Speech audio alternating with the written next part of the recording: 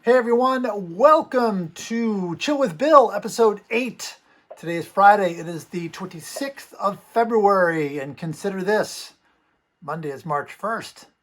3 weeks for the first day of spring. Oh, almost there.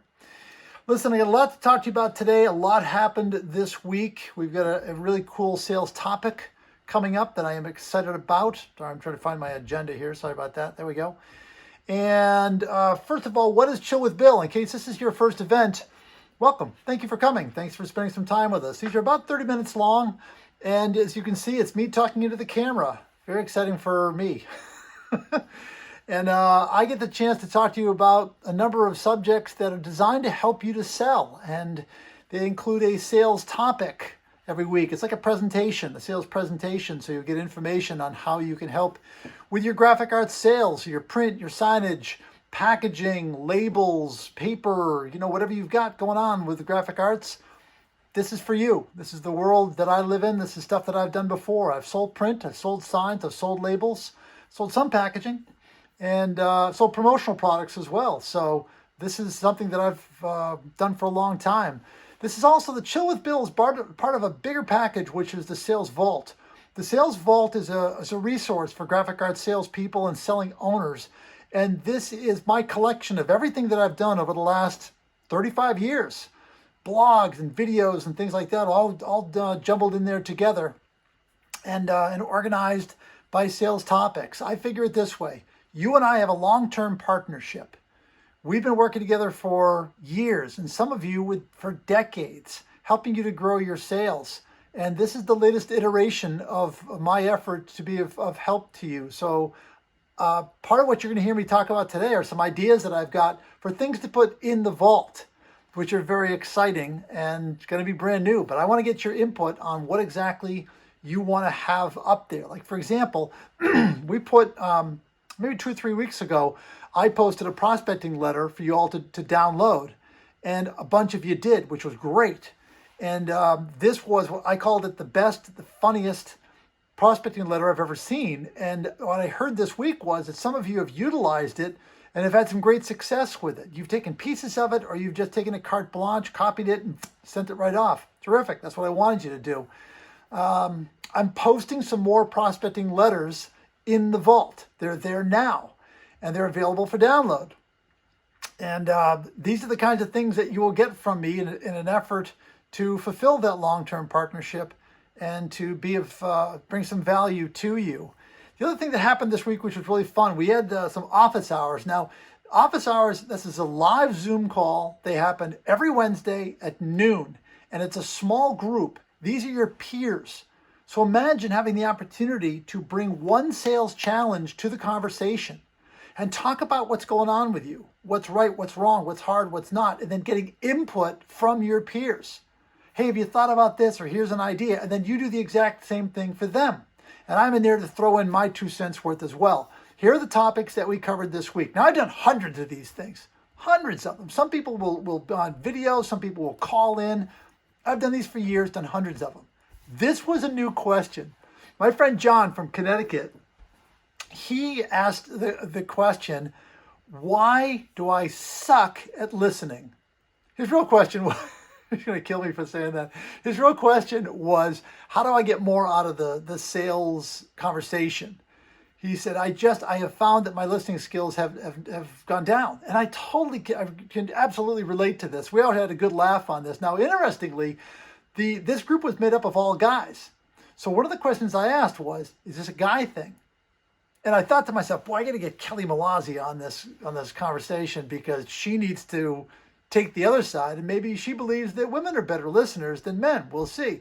That's the kind of thing that we talked about. We also talked about, is this an age thing? Is this something that only happens when you get older?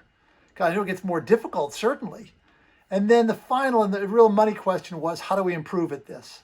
And we had some good ideas on that with how to sharpen those skills. The second question that came up was testimonials. How do I get testimonials? Where do I put the testimonials in order to bring the most benefit? How do I make them most effective? And there's a whole cadre of answers on that, including mine. The third highlight of that call was when I look at prospects, when I look at a prospect's website, what do I look for?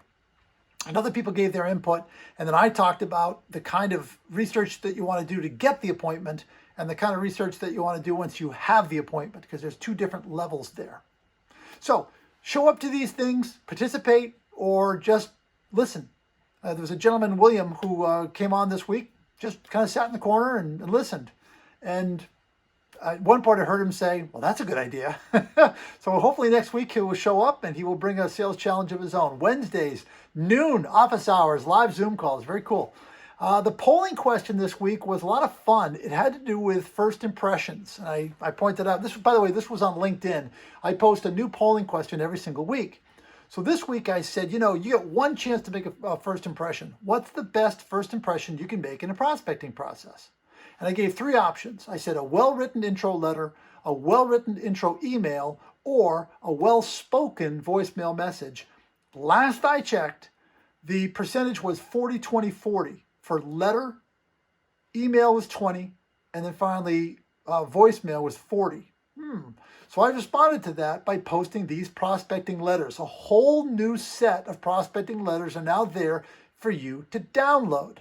And this is a response to the things that you've told me that you want. So I've got some more questions for you as to what exactly you're gonna want to do, what you want to see in the vault. Now, this week, for example, in the sales topic that I'm going to talk to you about today, I'm going to show you a video that I made. This is a sales presentation topic that is inside the vault. This is one of the sales courses that is available, and this has to do with selling to vertical markets. Now, we've all seen those. There's kind of those grids, like what do banks buy? Here's all the products that they buy, and here what do churches buy? What do restaurants buy, etc. The problem with those is that you tend to go to the vertical and say, can I bid on that? That's not the conversation that you want to get in. So what I decided to do was to take one of those grids and say, what are the business needs that this vertical market has? All banks are a vertical. All churches are in one vertical. All hospitals are in vertical. That's a vertical market. So what are the business needs of a bank? So this week what I did was I posted how to make a sales call on a bank. What's one business opportunity? And then how do you attack that? How do you go after that and make a profitable sale? I will do more of these. I've got tons of information on each vertical market, not just what they buy, but what they need. Who to call on, what to say, what are they going to say? What objections are you going to hear? What should you say in return? What should the voicemail sound like? I got all that. And depending on what you guys want, I will put it up on inside the vault. Is it on the vault or in the vault? In the vault? It's in the vault. I'm being corrected. It's in the vault. So they'll be in the vault. Some other ideas that came out of this week. Two things was a sales script and a voicemail script. If these are things you're interested in, I'm going to, at the end of this, I'm going to give you my, this little speech.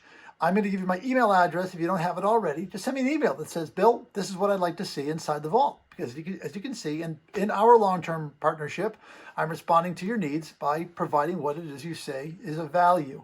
The other thing that I did this week, which was first time, was we did focus groups. And this came out of a marketing meeting that my team came up with and said, let's do some focus groups. So I reached out to a total of 15 of you, and I put and asked for about 30 minutes of your time. And we had the first focus group meeting on Wednesday. Not everybody showed up. That's fine. Some people said, listen, I'd love to do this, but I can't do it this week. Great. I'm going to ask you again. I'm going to try to do this once a week minimum. So if you get an email from me, just know this is not a templated email. It's a personal email that came out.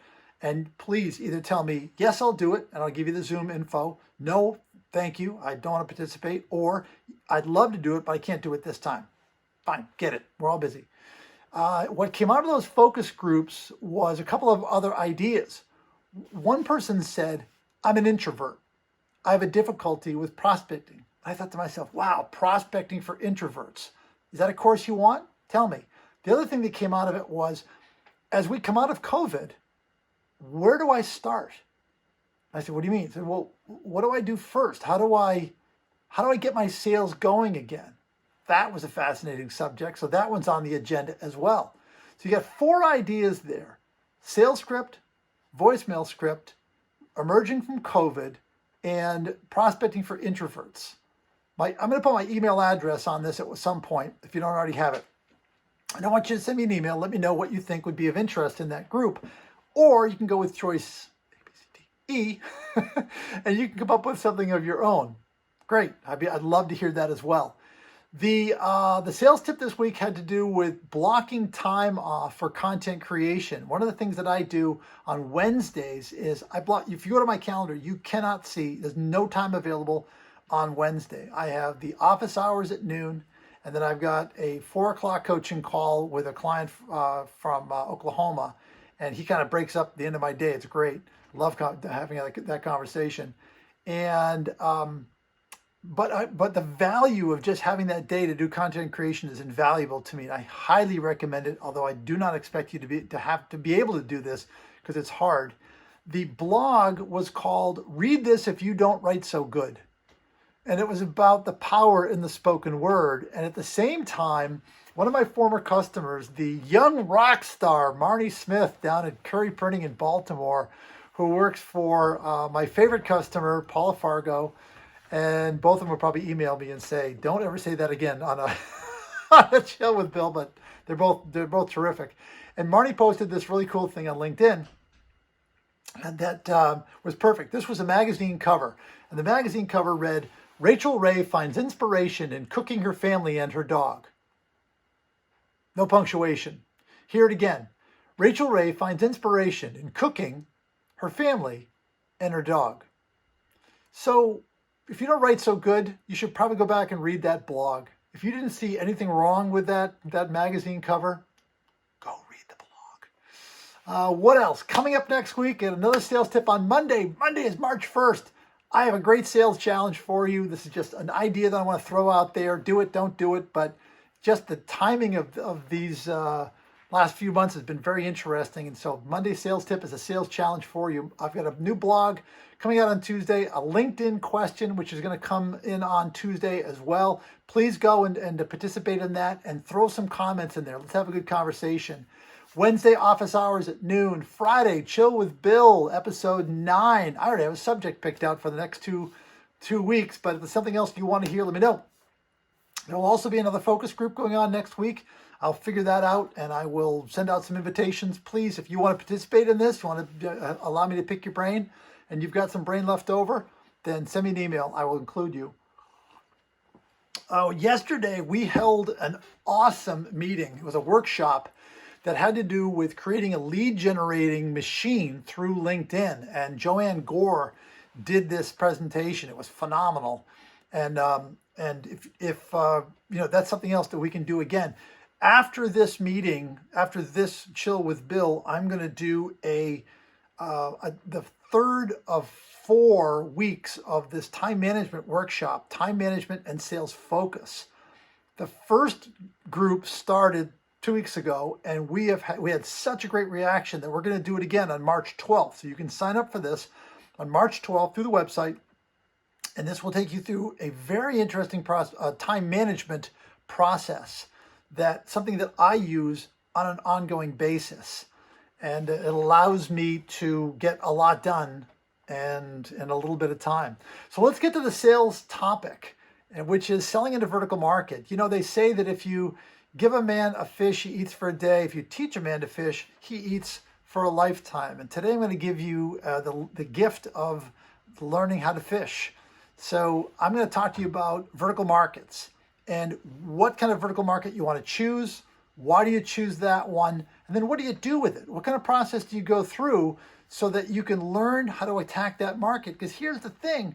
One particular bank, church, restaurant, event planner would have a set of problems.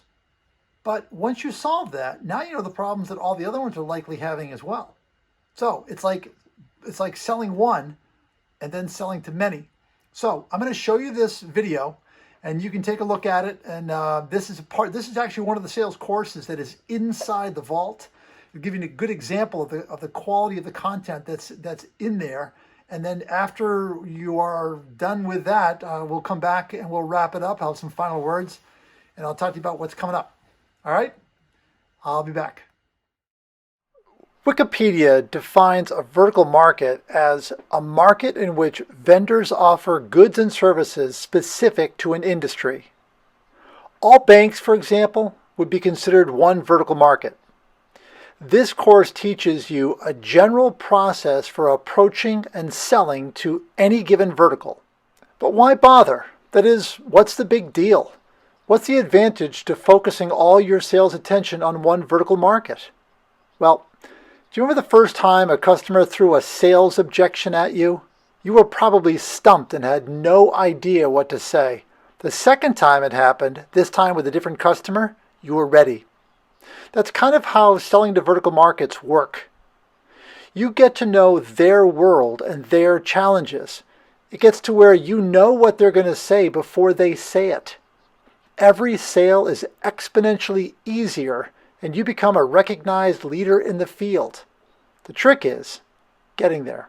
This first course talks in general about selling to vertical markets. I'm also going to include as many individual verticals as I can think of, so I can talk to you about what's going on in their world and how you can make a solutions-based sale. The material in this class is universal to all the others and should be viewed prior to going any further. Let's talk about a process you can follow when considering any vertical market. But first, I want to cover two things. The end goal is to get into a sales conversation. The goal of your prospecting is to bring a solution to a decision maker. Unless you are extremely lucky, you're not going to get an immediate yes. More likely, you will either spend time discussing their needs or have the idea rejected outright. But even that, however, is okay, since it's a better no, because at least now you can still say, then what is on your front burner? What's your biggest business need at the moment? The second issue to cover has to do with big fish. More than likely, going after vertical markets will also mean the additional challenge of selling to a large account. If this intimidates you, as it did me at one point in my career, let me pass along a comment a colleague of mine made a long time ago. It takes 3 people to approve a $5,000 order. It only takes 1 person to approve a $50,000 order. Is it a different sale? Yes. Is it harder? No. Not if you've got something of value to add. Oh. I know I told you that there were only 2 things I wanted to cover before we got going, but there's actually a third. The concept of finding the what before you find the who. It's a little wonky, I know, because this is contrary to the way sales is typically done. Let me explain. Winning an order based on a solution happens when you examine what the business needs are first, and then look for who the decision maker is. This is a flip-flop of the who does your buying sales call. Again, there's other classes in the sales vault that go into greater detail on this concept, so I don't want to get too far into the weeds. You'll see this concept applied shortly. Okay, now that we've got those issues out of the way, let's get down to the nitty-gritty. There are 2 things to talk about. The first has to do with what steps are involved when preparing to make the sale, and the second is what to do when you have that information. First and foremost, you need to study the vertical. You want to become a mini expert and know what's going on in their world. When I first started selling, this was an optional selling skill, but it's no longer that way. Now, it's an absolute must. It's mandatory. Consider this.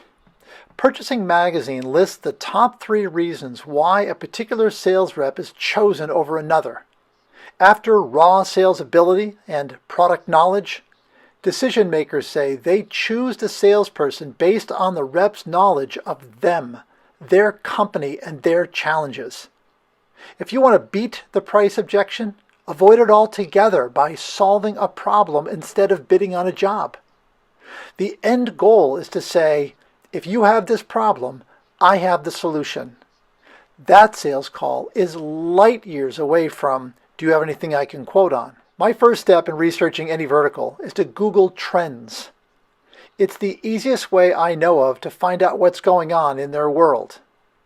There are articles and reports and blogs all discussing the ups and downs and opportunities and challenges a company or organization in that vertical is facing right now.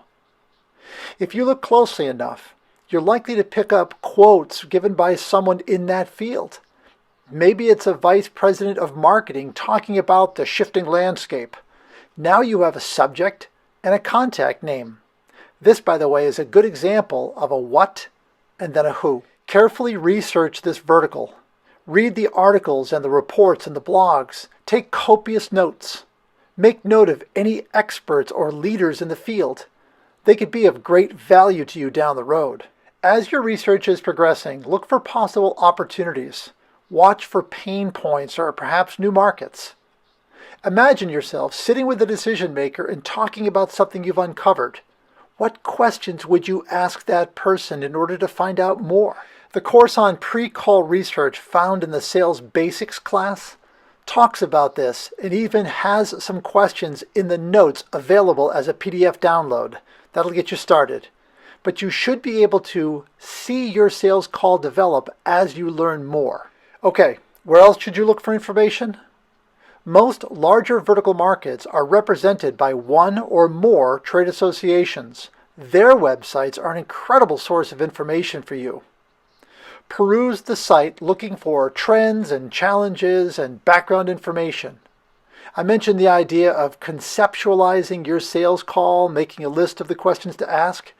You might also thinking about jotting down any sound bites or terms specific to that vertical market. Dropping one or two of them into a sales call or a voicemail tells the prospect you've done your homework and they're not just the next name on some list that you bought. You might even think about joining the trade association. I've done this in the past.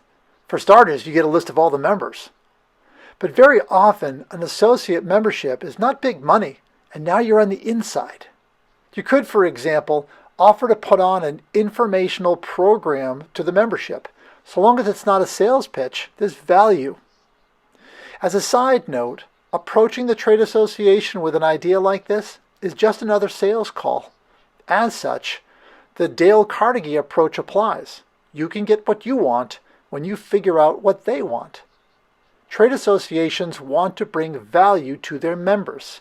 Sell your information program as value to the members, and you might just end up in front of hundreds of potential customers. Here's another interesting idea. Google the following: 10 marketing mistakes, vertical market, makes. This is one of my favorite ways to research. Without even knowing what vertical market you're going after, I promise you there are at least 150,000 blogs written with some variation of that title. It's insanely informational and valuable. You will learn what their problems are, and again, you'll pick up a lot of jargon specific to that vertical that'll make you sound like an expert. My final thought on the subject of research has to do with looking through the Wall Street Journal. One of the many things I love about reading the journal is how they follow certain vertical markets. It's weird. Once you are tuned into a particular vertical, the articles in the journal just seem to jump out at you. It's as if someone said to you, "Have you noticed how many red cars there are on the road? For the rest of the day, you'll see nothing but red cars everywhere." If you're not a subscriber to the Wall Street Journal, become one. This is a big grown-up thing to do, and it's worth every penny. You can go onto their website and search by vertical market. It's easily the most up-to-date and current source for challenges and opportunities. You know, there is one other idea you might consider doing for research: street-level reconnaissance. You can learn a lot about the banking industry by walking into your bank and talking to the bank manager. You can learn a lot about the world of colleges by calling up the alumni department for the school that you went to. You can learn a lot about hospitals by walking through one. At this level, you are very likely to learn things about that vertical that no one at the top knows. There are ideas in the heads of the frontline employees that remain there because no one ever asked. Ask. This research will take you time. While you will get better at the process, there's no shortcutting finding and taking in the information itself. I always love it when someone says to me, "You made that look easy." I smile to myself because I know just how hard I worked to make it look easy. When you are successfully selling to one vertical market after another, and the junior sales reps in your office are looking at you with equal parts admiration and curiosity, you will know that making it look easy took a lot of time and effort. The net result of all this research is a list of possible opportunities to pursue. Done correctly, you have at least a dozen ways to finish the sentence that starts, "The purpose of my call is," and get into a fantastic sales conversation. Okay, now that we're armed with all the research, let's apply it. At this point, it's time to engage your sales process. You need to have a step-by-step, week-by-week approach to bring your sales solution to a decision maker. You don't have any success stories as of yet, so there's not a lot of marketing assistance available at this point. The first sale to any vertical is always going to be your hardest. I talked about the what and the who. The research should have given you the what. Finding the who is typically done through LinkedIn or the company's website.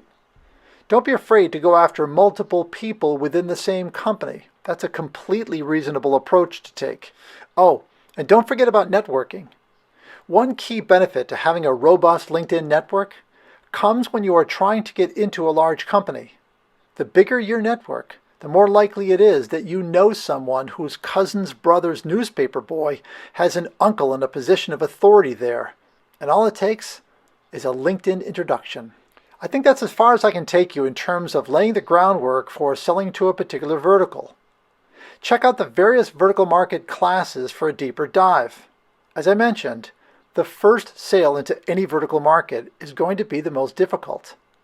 Whether an approach is successful or a failure, you'll still learn something, and it will get easier. Once you do have some success, it's time to engage some marketing. Write some white papers, create some YouTube success stories, speak to groups. Again, you want to let people know that you are a subject matter expert. You know what their problems are. You've solved them for others.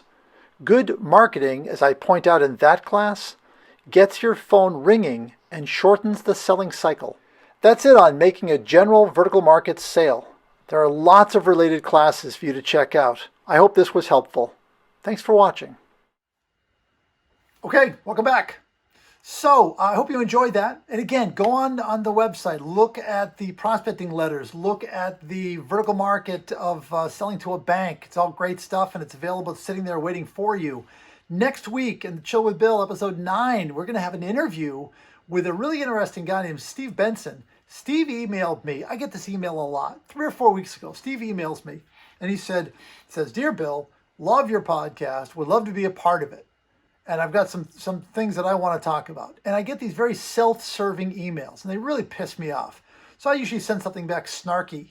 So I sent back to Steve, tell you what, you'd name one episode that you decided was your favorite. And he got right back to me and said, a friend of mine really did send this to me. I'm legit. And we got on the phone, we both laughed, and I apologized for being snarky, which is unusual. Not the snarky part. But so Steve and I really hit it off. We had a lot of laughs. And so we decided to have a reciprocal arrangement where I interview him for my program. He interviews me for his. So last week, I think it was the 17th, he interviewed me, and we talked a lot about time management and blah, blah, blah. So I'll be on his podcast. He is the founder of Badger Maps. And this is a really interesting concept that's designed to save you 10 hours of time. So I'm going to play that next week. And I'd love to do more with him. I've loved these interviews. I did a couple of other interviews recently. One with a guy who wrote a book on LinkedIn. Another one was with a sales representative from salesintel.io, which was kind of cool. So I'm going to clean those up, get their permission to air those. Those will also be released and included in the Sales Vault, because one of the things you have told me is I'm having a very difficult time getting through to people, finding them, breaking through, making contact, and this is my reaction to that. So this episode will be archived, and you can check any part of this out. We'll also, I'll include it as a podcast, so you can download that, listen to it if you want to. And then what else? And really that's it. I hope you join the Vault. because again, this is a long-term partnership. This is something that I am obviously very passionate about, and I'm here to help. And I want to help you through this journey. We are working from home. I've worked from home for almost 40 years. My first sales job, 2 weeks out of college, I worked from home. So I've been practicing for COVID since 1982. And I get it. I've worked in an office for 18 months out of 40 years. I get what it's like. I know the frustration. I know that little doubter that sits on your shoulder and says, you can't do this. You're going to fail. And I know how to overcome them and squash them. So let's go through this together. Again, I invite you to reach out to me and talk about some of the things that I can put in the vault, or if you've got a better idea, that's terrific. But it's a long-term partnership, long-term relationship between you and me. Let's do this together. Join the vault, and I will talk to you next week, either the office hours on Wednesday or next Chill with Bill coming up next Friday. Thanks. Have a great weekend.